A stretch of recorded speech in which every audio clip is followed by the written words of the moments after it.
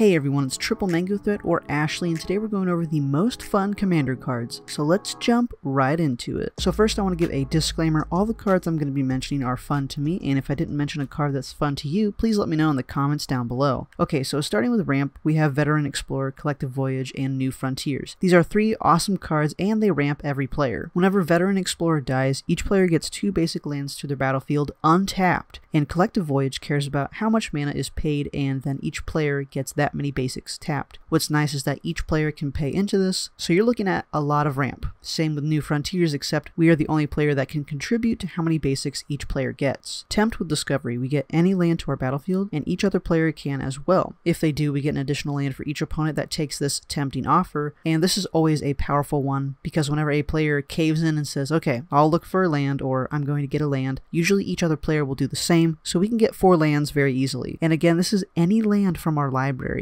Dictate of Karametra and Heartbeat of Spring. Whenever a player taps their land for mana, we get to add 1 mana of any type that land produced. I love seeing each player and their deck just go off and be amazing, so if you're looking for that same kind of thing, I really recommend you try these. Rites of Flourishing. Each player draws an additional card at their draw step, and each player can play an additional land. Love this one, and it's a great budget option for landfall decks that don't want to purchase an Exploration or Oracle of Moldiah. Having each player draw an additional card and play an additional land helps everyone, and I like that a lot. I don't think any time I've ever played this there was a negative reaction, and honestly, whenever I play it, everyone's always so excited to start doing things, so trust me, this is a great card. Helm of Awakening. All spells cost 1 mana less, specifically 1 colorless less. This makes games go a lot quicker. And you're looking at a 0 CMC Soul Ring when you do this, so definitely be prepared for silly things like that to happen. Now diving into more card draw, we have Kami of the Crescent Moon, Howling Mine, and Dictate of Krufix. These are my favorites, and I love drawing cards. And Font of Mythos is still cheaper than it used to be. It used to cost $10, and as of right now, it's $5. Heartwood Storyteller, Walking Archive, and Horn of Greed. Heartwood Storyteller has seen a recent reprint, so we're looking at a 60-cent card, and that lets players draw cards whenever a non-creature spell is cast.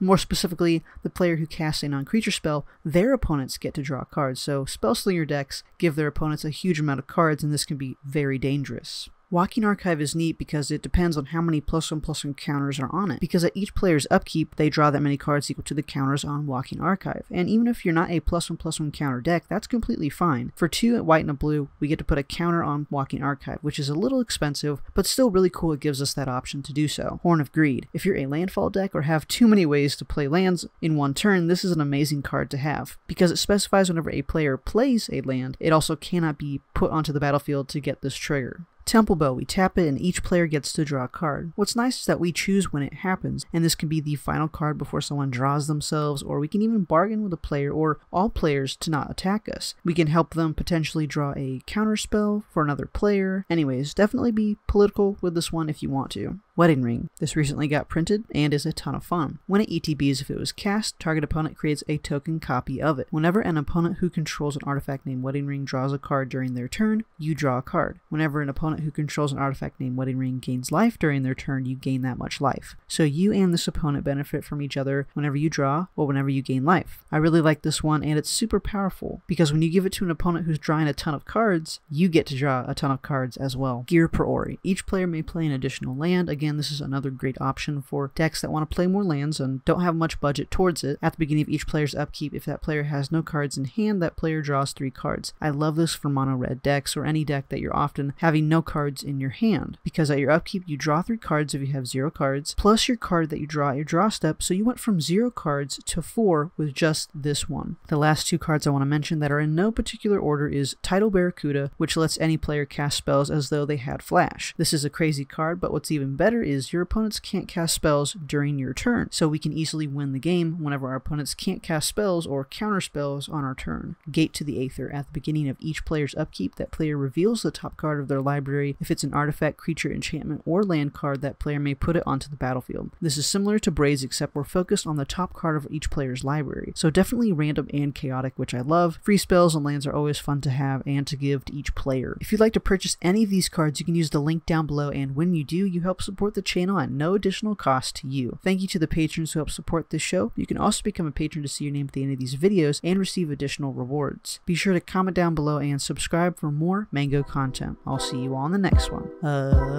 Peace.